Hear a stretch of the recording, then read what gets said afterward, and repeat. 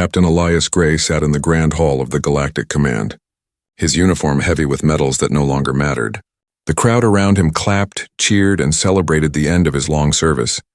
He had fought in more battles than he could count, crossed more worlds than most humans would ever see, and survived when many of his brothers and sisters in arms had not. Now it was over. His last day as a soldier had come. The High Chancellor stood before him, smiling with false warmth. Captain Elias Gray, you have given your whole life to the Defense Force. Today we grant you the honor of choosing your reward. Any gift, any prize within our reach shall be yours. The hall went silent. Everyone leaned forward, expecting Elias to ask for riches. A private moon or a fleet of ships. Some whispered he might even demand a seat in the council. But Elias simply raised his tired eyes, his voice calm. I want one alien woman, someone who can live with me in peace during my final years. The words fell heavy in the air. A murmur spread like wildfire. Some laughed, thinking it was a joke. Others frowned in confusion. The Chancellor's smile stiffened. You ask for a woman, a companion? Elias nodded slowly. I have seen enough war. I have no family, no children, no wife waiting for me. I do not want treasure, I do not want titles. I only want one soul who can share quiet days with me. Someone who is not human. Someone who can remind me that the galaxy is larger than war and blood. The room felt colder. The request was strange, unorthodox, but the command could not deny a hero his final wish. With a forced smile, the Chancellor agreed. So be it, Captain Gray, your wish shall be fulfilled. Days passed. Elias left the shining halls of the capital and returned to his small home on a distant colony. It was a lonely farm on the edge of green fields with only the wind and stars for company. He waited there, wondering who would come at last. A transport ship descended from the sky. Engines roaring, Elias stood at the edge of his porch. His heart steady but curious, the hatch opened, and footsteps echoed on the ramp. He expected to see one figure, a single woman, but instead, there were two alien women stepped out, their features delicate yet sharp, skin pale with faint glowing lines that ran across their arms like flowing rivers of light. Their eyes were large, silver, and filled with fear. One stood tall and protective, pulling the younger one close behind her. The other trembled, hiding half her face with her long white hair. Elias frowned. There must be a mistake, he muttered. But the soldiers who brought them saluted quickly and left without explanation. The ship rose back into the sky, leaving a cloud of dust. The two women stood frozen, their breaths quick, their bodies tense like prey cornered by a predator. Elias raised his hands gently. I will not hurt you, he said softly. You are safe here. But their silver eyes only filled with more fear. They whispered to each other in a language Elias could not understand, their voices low and trembling. That night, as the stars glowed above, Elias sat by his fire, staring at the closed door of the guest room where the two women hid. He could hear faint whispers, the sound of muffled sobs. His heart grew heavy. This was not what he asked for. He had wanted peace, not fear. He had wanted one companion, not two frightened captives. Why had the command sent him two? And why did they look more like prisoners than gifts? The questions circled his mind like vultures. Something was wrong, deeply wrong. Elias knew it. His years as a soldier had taught him to sense danger in silence. Outside, the wind howled across the empty fields, carrying with it the weight of secrets yet to be revealed. Elias sat in the dark, the fire flickering against his scarred face. His last wish had been simple, but what he had received was something far more complicated. Two alien women, both afraid, both hiding a story he did not yet know, and Elias, though retired, could feel it in his bones. His war was not over, not yet. The morning sun rose slowly over the colony fields, painting the sky with shades of gold and red. Captain Elias Gray stepped outside his small wooden home, his boots pressing against the damp soil behind him. The sound of quiet movement echoed from inside. The two alien women, still afraid, still uncertain. He had not slept much. The memory of their fearful eyes haunted him. He remembered the way they clung to each other, whispering in a language he could not understand. They were not gifts. They were not companions. They were survivors, strangers thrown into his life without warning. The taller one stepped into the doorway. Her silver eyes were sharp, watching him with suspicion. She stood protectively in front of the younger one, whose long hair fell across her face as she peeked timidly from behind. Elias raised a hand gently. "You are safe here," he repeated. His voice was calm, slow. As though speaking to frightened animals, the taller one spoke. Her accent thick but words broken into human tongue. "Who, you?" "Elias Gray," he answered, placing a hand on his chest. "Human soldier." "But no longer." He pointed to the land around them. The quiet fields, the small barn. "This is home, your home now, if you wish." The younger sister stepped forward nervously. Her voice was softer, trembling. "Saris," she whispered, pointing to herself. Then she gestured toward the taller one. "Lyra," Elias nodded, repeating their names. "Saris." "Lyra." His lips curved slightly. "Beautiful names." Lyra narrowed her eyes, pulling Saris back slightly. "Why us?" she asked. Her words were halting, but her meaning was clear. Elias shook his head, his face hard. "I do not know." He looked toward the sky, where the transport ship had vanished the night before. "I asked for one. They sent me two." His eyes softened as he looked back at them. "I never wished to cause you harm." The sisters exchanged a glance, their alien language spilling quickly between them. Saris looked uncertain, her eyes watery. Lyra's gaze stayed cold, but Elias noticed the tremble in her hand as she clutched her sister's arm. That evening, Elias prepared food. He placed warm bread, roasted meat, and fruits on the table. The smell filled the air, and soon he heard cautious footsteps. The sisters appeared, still close together. Saris looked at the food with wide eyes, her stomach betraying her hunger with a small growl. Elias pushed the plate gently toward them. "Eat," he said simply. Lyra hesitated, sniffing the food suspiciously. Saris, however, reached out with trembling fingers.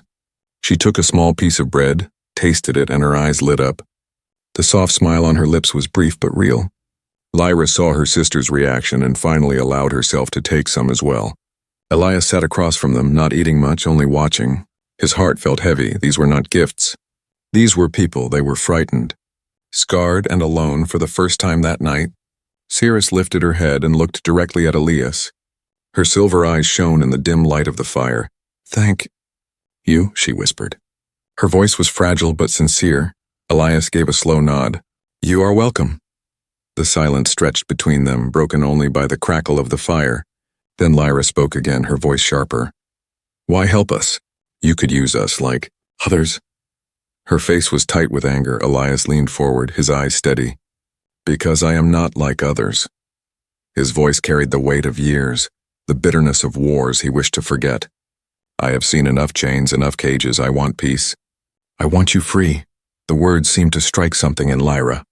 She blinked, her face unreadable. She did not reply. But she did not pull Saris away either.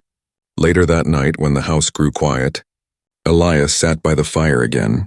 The sisters rested in the guest room, their whispers faint through the thin walls. He could not understand their language, but he could hear the sadness in their tone. Elias rubbed his scarred hands together, staring at the flames. Why had the command done this? Why had they given him two instead of one? It made no sense unless there was something hidden, something they did not want him to discover. His instincts told him he was not meant to keep them. He was meant to silence them, to bury their existence. The thought made his chest tighten. He had once obeyed every order without question, but now, for the first time, he felt the urge to defy the command. The door creaked open. Saris stepped out quietly. Clutching a blanket, she stood in the doorway, her silver eyes soft and uncertain. Elias looked up, surprised. She took a small step forward, pointing at the fire. "Warm," she whispered. Elias smiled faintly and nodded. "Yes, warm." He gestured to the chair beside him. She hesitated, then slowly walked over, wrapping the blanket around herself. Lyra soon appeared, standing at the door, her eyes wary but less hostile than before. In that small moment, Elias realized something. These women were not his gift. They were his responsibility. And whether the command liked it or not, he would protect them. Far above in the silent stars, the truth waited, a truth that would soon shatter the fragile peace of his farm. The days on the quiet farm began to pass slowly. At first, silence ruled the house. Lyra and Saris kept to themselves, speaking only in whispers. Always close together, Elias gave them space. He worked in the fields, repaired old fences, and left food on the table. Sometimes they ate when he left the room. Sometimes they returned the plates untouched. But slowly, little changes began to appear. One morning, Elias found Saris outside. Sitting in the grass near the barn, she was staring at the sky, her silver eyes following the trails of 2 moons drifting across the horizon. When she noticed him, she tensed, ready to run. But Elias only nodded and kept walking. He did not approach, he did not ask. He simply let her be. The next evening, Lyra joined him at the fire. She sat far on the other side, her body stiff, her eyes sharp. For a long time they did not speak. Finally, she broke the silence. "You fought war?" Elias looked into the flames, his face unreadable. "Yes, many wars. Kill our kind?" she asked. Her voice trembled, but her gaze stayed steady. Elias closed his eyes. He did not lie. "Maybe, I do not know. I fought enemies with faces I never learned. Some looked like you, some did not." His voice dropped lower. "I wish I could forget." Lyra's lips pressed tight. Her silver eyes shimmered in the firelight. For a moment, Elias thought she would lash out. Instead, she turned her head, whispering, "Saris." She dreams of screams. She remembers too much that night. Elias heard it himself. Saris's cries pierced the silence. She thrashed in her sleep. Calling out in her alien tongue, Elias rushed to the room. But Lyra was already there, holding her sister, whispering words Elias could not understand.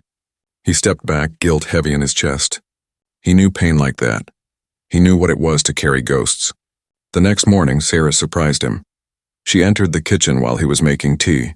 Her steps were quiet, but her voice was clear. "Why? Help?" she asked. Her hands shook as she held a small cup. Elias looked at her gently. "Because I am tired of hurting.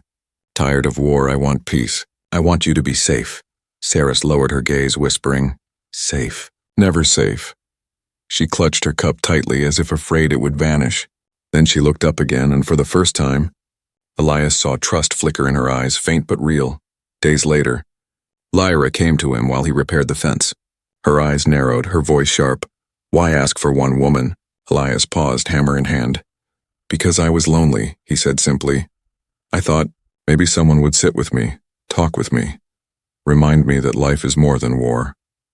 Lyra studied him.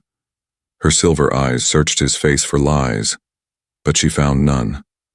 Her shoulders lowered slightly. "We, not gift," she said firmly. "We lost home. We lost all." Elias felt his chest tighten.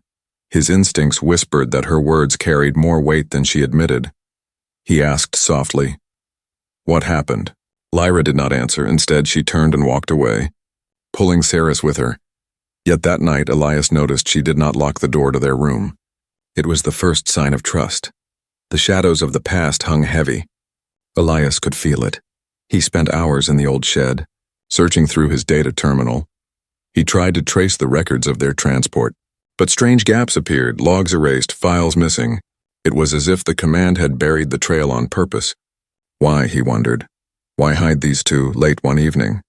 Elias sat by the fire again. Saris curled on the rug near the warmth.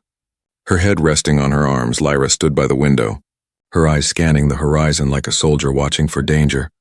Elias broke the silence. "They sent you to me because they did not want you anywhere else."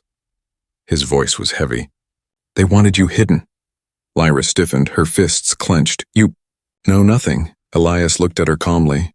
"Maybe, but I know soldiers, I know orders, and I know when something is wrong." His voice dropped to a whisper. "You are not my gift, you are their secret." Lyra's breath shook. Her lips parted, but no words came. Her eyes glistened as if she carried a truth too heavy to speak. She turned back to the window, refusing to answer. The night grew colder. Shadows stretched across the room. Saris stirred in her sleep, murmuring broken words of terror. Elias felt the weight pressing down. He knew this was only the beginning. The command thought he was old, thought he was tired, thought he would not ask questions. But Elias Gray had survived every war because he never ignored the silence.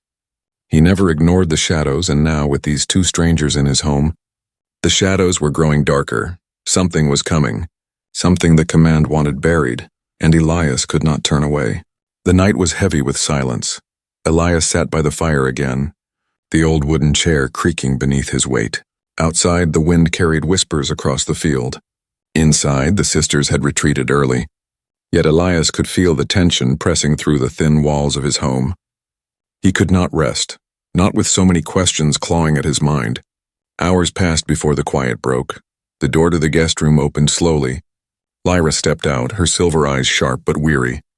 Her shoulders carried the weight of someone who had spent too many nights guarding secrets. She approached the fire, her steps soft but steady. Elias watched her without speaking, waiting. She stood across from him, staring into the flames, her hands clenched at her sides. Her voice was low, almost trembling. "You want truth?" Elias nodded once. His gaze never wavered. "Yes." Lyra took a deep breath. Her words came broken at first, as if her tongue fought against them. "Our world, gone." She paused, her jaw tight. "Destroyed. By humans." The flames popped, sparks dancing in the air. Elias's chest grew tight. He had expected shadows, but not this. His voice was low. "When?" 10 years, Lyra whispered. Her eyes reflected the firelight like liquid silver. "They came. With ships, with fire. They said it was mistake, but no mistake kills so many." Her throat tightened, her words sharp with pain. "Our family, our people, burned." Saris appeared at the door then, her blanket wrapped around her thin frame. Her eyes already wet with tears, she looked at Elias, her lips trembling. "I see it still," she whispered, "the sky. Falling. The screams." She clutched the blanket tighter. "We run but nowhere to go." Elias felt the weight of their grief press against him. His hands curled into fists on his knees. He remembered missions from years ago, secret orders carried out without explanation. He remembered the reports stamped classified.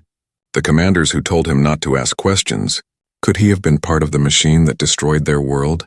Lyra's voice broke through his thoughts. "We were taken, not saved, taken as trophies, spoils." Her eyes narrowed, filled with rage. "They hide us, move us, never free us, and now they send us here to you." Elias's breath slowed. His heart felt heavy as stone. "They sent you because they thought I would not question. Because I am old, because they thought I would stay silent." Lyra nodded, her jaw clenched.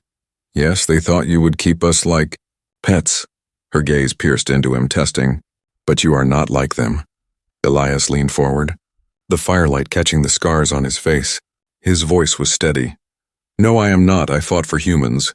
But I never fought for cruelty. If what you say is true, then I will not let them hurt you again." Saris let out a soft sob. Her small hands pressed against her mouth. She whispered in their alien tongue, words Elias could not understand. But the meaning was clear. Fear mixed with fragile hope. Lyra finally sat, her body trembling as if releasing a burden carried too long. "You ask why 2, not 1, she said slowly. "Because we are last, the last of our line. If we die, our blood dies too. They want silence, they want us gone." Elias's chest ached. He understood now. The command had not given him a gift. They had given him a secret to bury. They trusted his silence more than his honor. That mistake would cost them. He rose from his chair, his shadow stretching across the floor. "Listen to me," he said firmly. His voice carried the weight of command. Though he no longer wore the uniform, "You are safe here.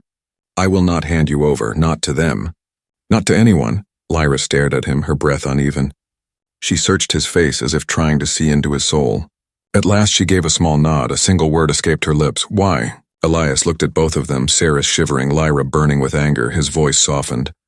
"Because I asked for life, not chains. I wanted peace, not prisoners. And maybe this is my last chance to do something right." For the first time, Lyra's eyes softened. She did not smile. But the edge of her suspicion eased. Saris stepped closer to Elias, her small hand brushing against his arm for just a second. It was not trust yet, but it was something that night. As the sisters finally rested, Elias stood by the window, staring at the endless sky. He thought of the wars he had fought, the orders he had followed, the lives lost without question. Now 2 survivors slept under his roof, and their existence was a crime hidden by those he once served. Elias knew then that his retirement was over.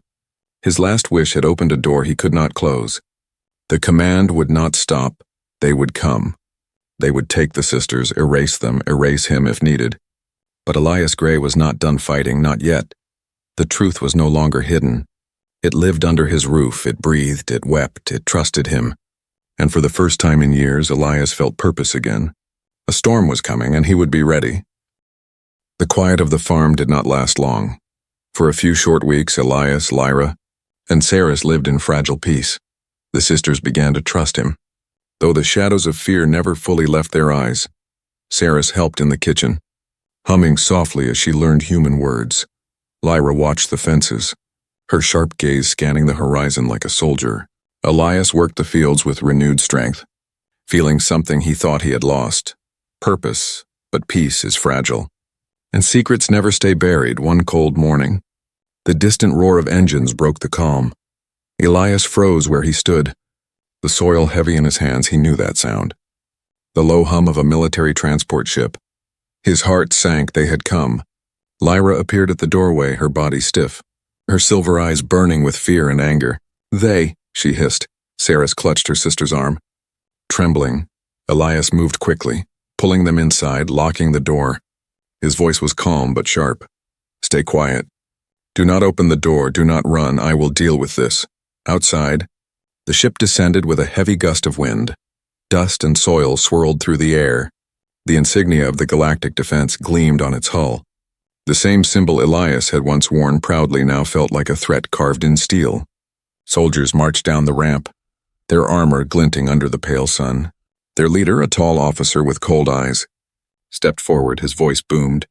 "Captain Elias Gray, by order of command, we are here to collect what was delivered to you." Elias stood firm on his porch, his arms folded, his voice steady. "You mean the women?" The officer's lips curled into a thin smile. "Not women, Captain. Assets, classified property. They were never yours to keep." Elias's jaw tightened. "They are not property," his voice carried like thunder. "They are people, and they stay here." The officer's eyes narrowed. His hand flicked, and the soldiers raised their rifles. The hum of their weapons filled the air. Elias did not flinch. He had faced death too many times to fear it now. "Do not make this difficult, Captain. You are old, tired. Do not waste your final years with foolish defiance inside the house." Saris clung to Lyra, tears filling her eyes. Lyra's hands shook with fury. She wanted to fight, but she knew stepping outside would mean death. Elias, standing tall against the soldiers, felt their fear pressing against him, and it only fueled his resolve. He raised his voice. "If command wanted silence, they should not have trusted me. I will not hand them over." The officer's smile vanished. His voice dropped cold. "Then you are a traitor, and traitors burn." He raised his hand, ready to give the order, but Elias was not defenseless. Long ago he had prepared for this. He knew the command, he knew their ways. They never left loose ends. He had buried weapons in the barn, hidden traps across the fields, mines disguised beneath the soil. He had hoped never to use them, but war had found him again. He pressed a small device on his wrist. A faint click echoed through the ground. The soil near the transport erupted in fire. A mine tore through the air, throwing soldiers into the dirt. Chaos filled the field. The officer stumbled back. Shouting orders, Elias moved quickly, retreating into the house, locking the doors. Lyra grabbed a broken staff she had sharpened into a weapon. Her silver eyes blazing, Saris held close to her, trembling but refusing to leave her sister's side. Elias pulled an old rifle from the wall, its barrel scratched but still deadly. He looked at the sisters, his voice hard. "They want you gone?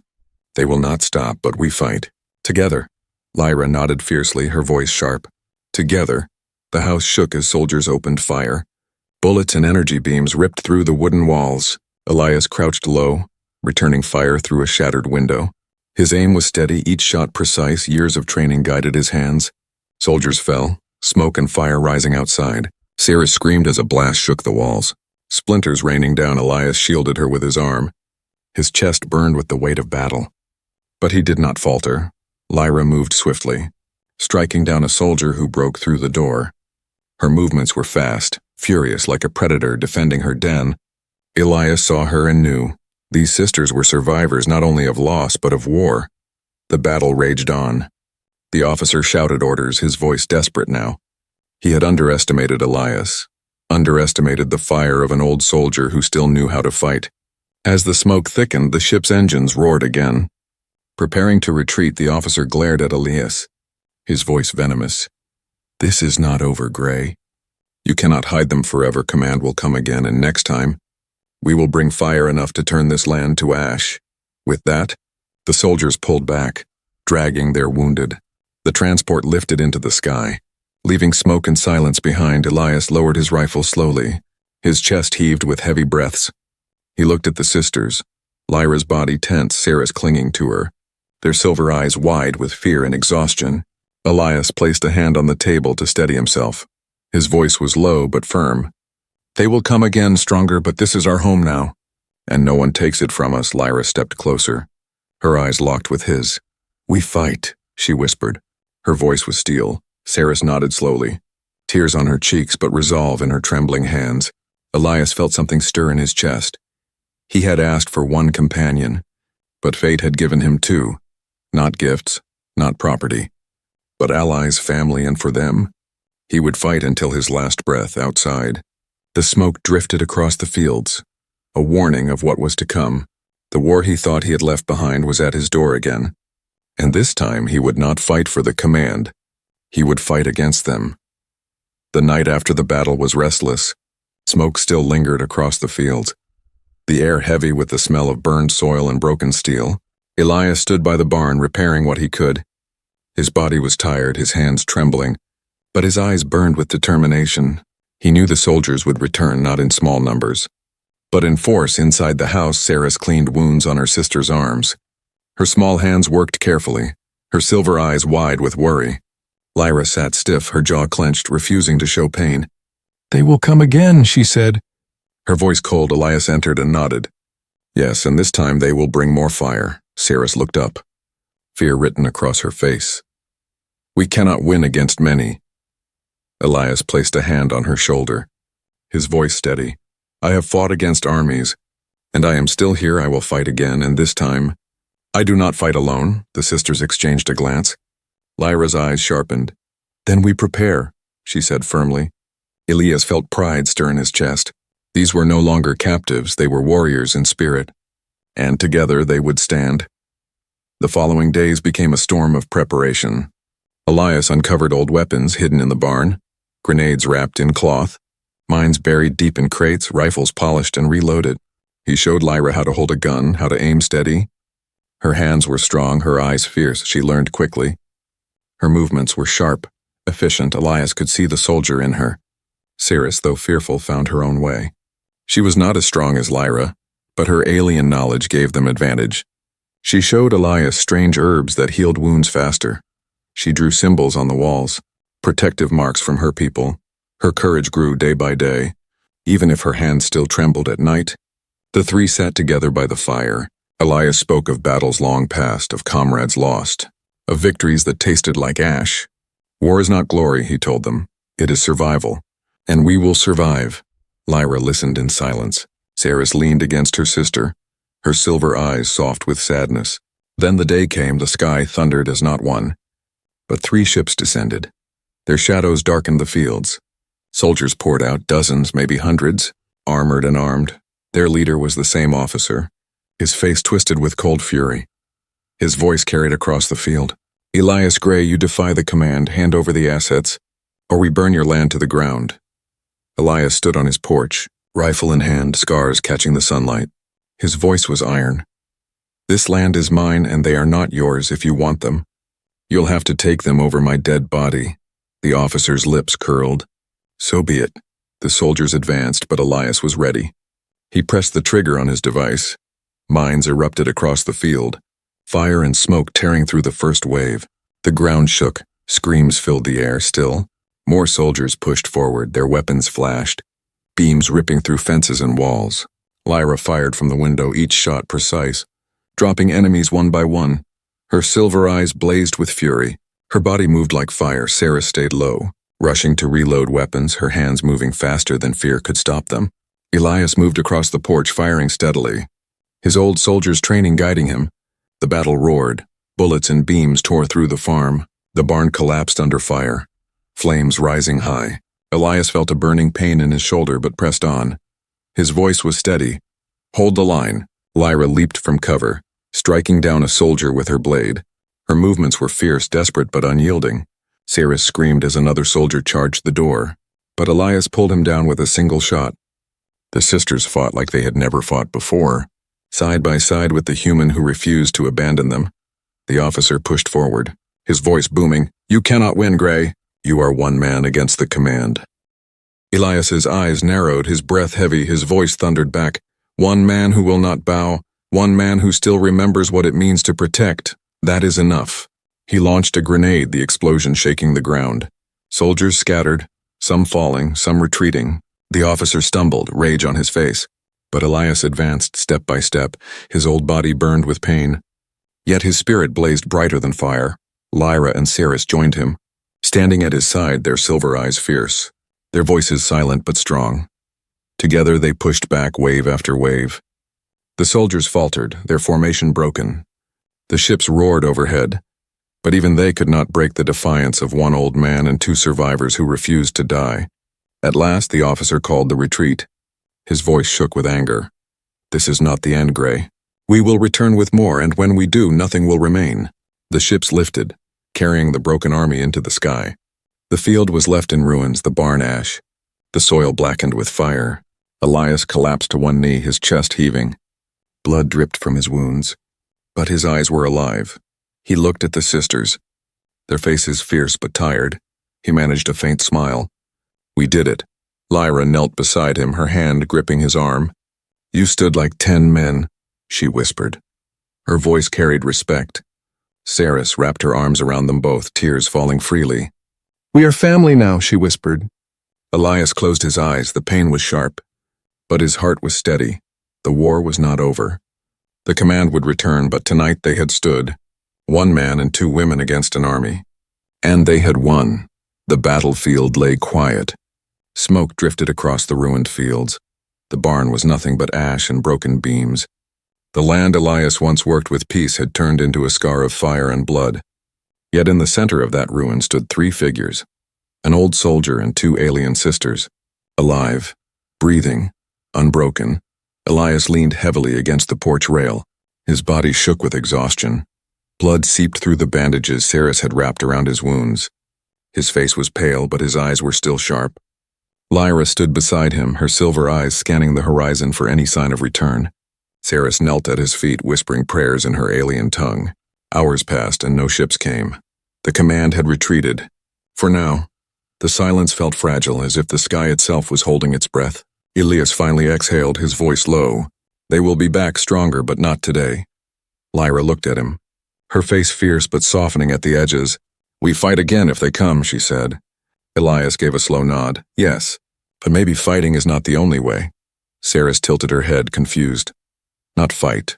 Elias looked at the sisters, his voice steady. They want silence, they want to erase you. But the only way to beat silence is to speak, to show the galaxy you exist, to show them the truth. Lyra frowned. Truth. Dangerous. Her voice carried the weight of years of fear. Elias's lips curved faintly. Dangerous, yes, but freedom always is. The sisters exchanged a glance. Saris's small hand slipped into her sister's. Her voice was soft but filled with growing courage. We show truth together, that night. They sat by the fire in what was left of the house. The roof leaked, the walls cracked, but the warmth of the flames pushed back the cold. Elias told stories of his past, not the victories command celebrated, but the horrors no one spoke of. He spoke of comrades who never returned, of orders that brought only death. He told them he once thought loyalty was everything, until he realized loyalty without compassion was only slavery to power. Lyra listened closely, her sharp eyes softer now. She spoke of her homeworld, of rivers that glowed under twin moons, of children who laughed in fields of silver grass. Her voice cracked as she spoke of the night it all burned. But she did not stop. Saris leaned against her, whispering memories of songs their mother used to sing.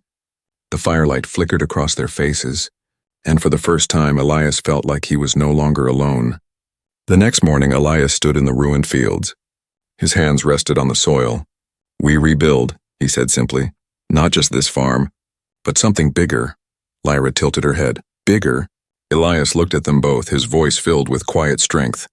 A life, a family, a future. They tried to erase you, but now we make something that cannot be erased.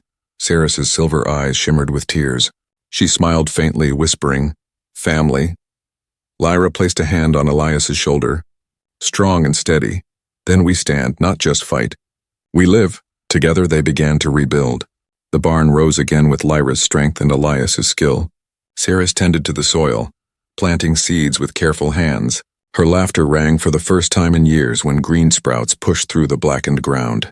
Elias felt pride stir in his chest. Life was returning. Not just to the land, but to all of them, yet shadows still lingered at night. Elias would sit by the fire staring at the stars. He knew the command would come again, they would not forget. But now he was not afraid, he was not alone. The sisters had given him something greater than survival. They had given him belonging. One evening, Saris approached him, her steps small but certain. She looked up at him with those silver eyes that once only held fear. "You asked for one," she said quietly. "But you got two." Elias chuckled softly, his voice low and warm. "Yes, and I think the stars knew better than I did." Saris smiled, her eyes bright. Lyra stepped beside them, her voice firm but gentle. "Not gift, not property, family." Elias's throat tightened. He placed a hand on each of their shoulders, his voice thick with emotion. "Yes, family." The three of them stood together, watching the twin suns sink beyond the horizon. The sky glowed with colors of gold and crimson. A new day waited beyond the night. And for the first time in many years, Elias felt hope. He had asked for peace and was given war.